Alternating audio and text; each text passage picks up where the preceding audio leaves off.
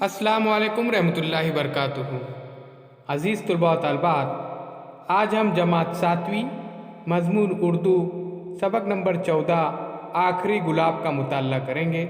उससे पहले चैनल को सब्सक्राइब करते हैं, साथ ही साथ बेल आइकॉन के बटन को प्रेस करते हैं ताकि नए नए तालीमी वीडियो सबसे पहले आप देख सकें। तो आइए बच्चों, जानते हैं आखिरी गुलाब एक बेहतरीन सबक है आपके सामने। यूँ तो अयाज चेहरे से निहायत मासूम नज़र आता था, मगर था शरारत का पुतला। कभी किसी पड़ोसी के दरवाजे पर दस्तक देकर भाग जाता, कभी किसी राह चलते शख्स को पुकार कर चुप जाता। गर्ज अपनी नई नई शरारतों से सबको तंग करना उसका महबूब मशगला था। प्यारे बच्चों, मशगला यानी शौक। अयाज का ये शौक था कि वो दूसरों को परेशान करता था, खास तौर पर पड़ोस में रहने वाली नसीबा दादी को तो वो अक्सर परेशान करता।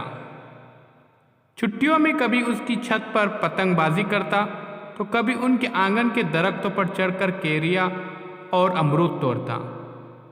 जब नसीबा दादी डंडा लेकर बड़बड़ाती लड़खड़ाती हुई पीछे दौड़ती, तो उन्हें ठेंगा दिखाकर भाग जाता। बूढ़ी नसीबा दादी अपने घर में अकेली थी। उनके शौहर का इंतकाल हुए मुद्दत हो चुकी थी। उनका एक बेटा था जो अपनी बीवी बच्चों के साथ अमेरिका में बस गया था।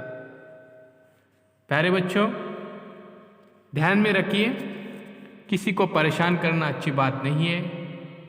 अयाज बहुत अच्छा लड़का था। उसका एक मशगला था लोगों को परेशान करना, जो अच्छी बात नहीं है। प्यारे बच्चों, कुछ अच्छे काम भी करता है, तो जानते हैं मुख्तसर से उसके अच्छे कामों के बारे में। एक दिन मामूल के मुताबिक अयाज अपने दोस्त इरफान के साथ नसीबा दादी के मकान की छत पर चढ़कर ऊधम मचा रहा था, लेकिन आज दादी की डांट सुनाई नहीं दी और न डंडा लेकर आई। इसके बाद अयाज ने उनके पेड़ पर चढ़कर कई कच्चे पक्के अमरूद तोड़ डाले, तब भी दादी ने खबर न ली। उसे बड़ी हैरत हुई। अचानक उसकी नज़र दरवाजे की तरफ उठ गई, जहां सुबह का अखबार और दूध की बोतल जू के तू रखे हुए थे। उसे ख्याल आया, दादी कहीं बाहर तो नहीं गई, मगर बाहर जाते तो दरवाजे पर कुफल पड़ा होता, दरवाज़ा बंद होता, तो फिर यकीनन कुछ गड़बड़ है। उसने अपने दोस्त इरफान से कहा, आज दादी की आवाज़ नहीं आई, शायद वो घर में नहीं है, तुम यही ठहरो, मैं अभी मालूम करके आता हूँ। दादी के डंडे से बचना इरफान ने याद दिलाया। अयाज मकान के पिछवाड़े पहुंचा, यानी पीछे की तरफ। पिछला दरवाज़ा अंदर से बंद था। वो दीवार पर चढ़कर सहन में उतर गया। जो ही घर में दाखिल हुआ, उसे एक कमरे से किसी के कराहने की आवाज़ आई और लपक कर उस कमरे में गया। क्या देखता है कि नसीबा दादी पलंग पर कंबल ओढ़े कड़ाती पड़ी है।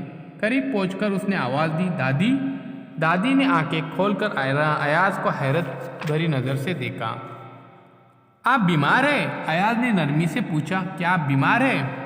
अयाज की हमदर्दी पाकर उन्हें तसल्ली हुई। उन्होंने कराहते हुए कहा, हाँ बेटा, कल से शदीद बुखार है। दादी की यह हालत देखकर अयाज अपनी सारी शरारतें भूल गया और जल्दी से बोला, कोई बात नहीं, आप घबराए नहीं, मैं अभी डॉक्टर को लेकर आता हूँ। उसने दरवाज़ा खोला, इरफान को अंदर बुलाया और कहा, तुम ज़रा दादी को देखो, मैं डॉक्टर को लेकर आता हूँ। तो प्यारे बच्चों, अभी अयाज जाता है डॉक्टर को लेने के लिए, तो देखते हैं डॉक्टर को लेकर आता है या नहीं।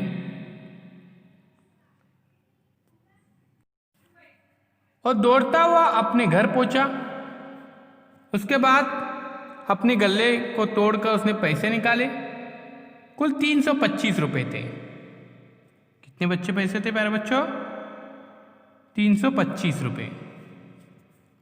इतनी रकम डॉक्टर की फीस और दवा के लिए काफ़ी है, उसने सोचा, और दौड़ता हुआ करीब के डॉक्टर के पास गया। उसे दादी की बीमारी का अहवाल सुनाया और अपने साथ घर चलने के लिए कहा। डॉक्टर राजी हो गया। डॉक्टर ने दादी का मुआयना किया, एक इंजेक्शन दिया और कुछ दवाइयाँ लिख कर दी। डॉक्टर ने बताया, दादी को नमोनिया हो गया है, इनका इलाज और देखभाल ज़रूरी है। अयाज ने डॉक्टर की फीस अदा की और बाजार से दवाइयाँ ले आया। अयाज और इरफान स्कूल से छूटकर रोजाना दादी के पास जाते, उन्हें दवा पिलाते और इधर उधर की बातें करके दादी का जी बहलाते।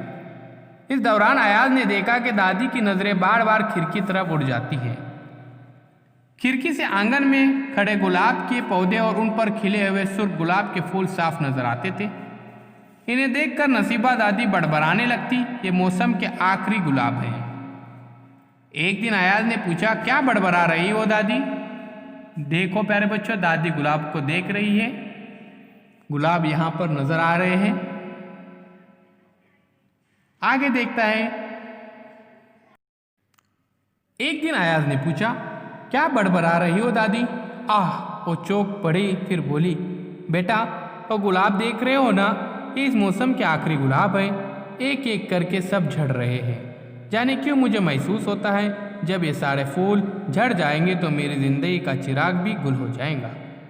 ऐसा मत कहिए दादी, आप अच्छी हो जाएंगी, अयाज ने तसल्ली दी। आपको वहम हो गया है दादी, ऐसा क्यों सोचती है? इरफान ने लुकमा दिया।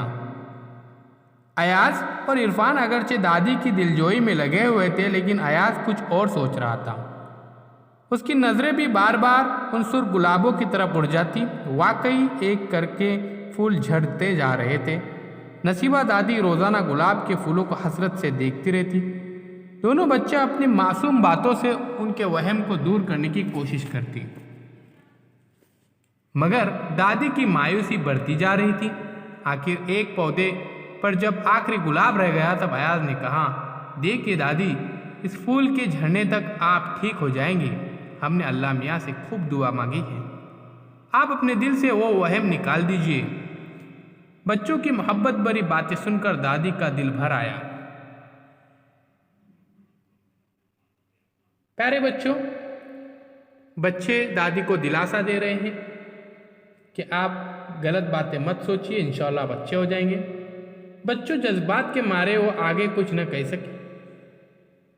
रोजाना सुबह दादी खिड़की पर नजर डालती तो उस आखिरी गुलाब को मुस्कुरा हुआ पाती। इस मुस्कुराते फूल को देखकर दादी के बुझे हुए दिल में जीने की उमंग जागने लगती। उमंग यानी प्यारे बच्चों ख्वाहिश। धीरे धीरे उनकी तबीयत ठीक होने लगी। वो सुर्ख गुलाब मुस्कुराकर उनका हौसला बढ़ाता और दोनों बच्चों की प्यार भरी बातें उनका दिल बहलाती। दादी जल्द ही सेहतयाब हो गई। सेहतयाब हो जाना, बीमारी के बाद तंदुरुस्त होना। एक दिन सुबह नसीबा दादी उठकर लकड़ी टेकती हुई बाग में गई ताकि उस गुलाब का शुक्रिया अदा कर सके जिसने उन्हें जीने का हौसला दिया। मगर ये क्या, उन्होंने करीब पहुंचकर देखा कि वो तो प्लास्टिक का नकली गुलाब था, जिसे बड़ी सफाई के साथ शाख पर इस तरह बांध दिया गया था कि दूर से बिल्कुल असली लगता था। दादी समझ गई कि अयाज की शरारत है, मगर कैसी अनोखी और प्यारी शरारत है। उनका दिल जज्बात से भर गया।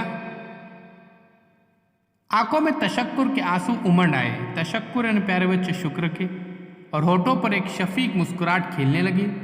उनकी जबान से बेसाख्ता अल्फाज निकल आए। बेसाख्ता ने अचानक शैतान कही का। कोई नहीं जानता था कि छोटे से फिक्रे में अयाज के लिए दादी की कितनी दुआएं पोशीदा थी। पोशीदा ने प्यारे बच्चों छुपे हुए। तो उम्मीद करता हूँ ये सबक प्यारे बच्चों आपको पसंद आया होगा। आखिरी गुलाब बड़े मोहब्बत भरे और प्यार भरे अंदाज ने यहाँ पर अयाज ने दादी की जान बचाई। आप भी प्यारे बच्चों इसी तरह से दूसरों के साथ मोहब्बत भरा रवैया रखिए।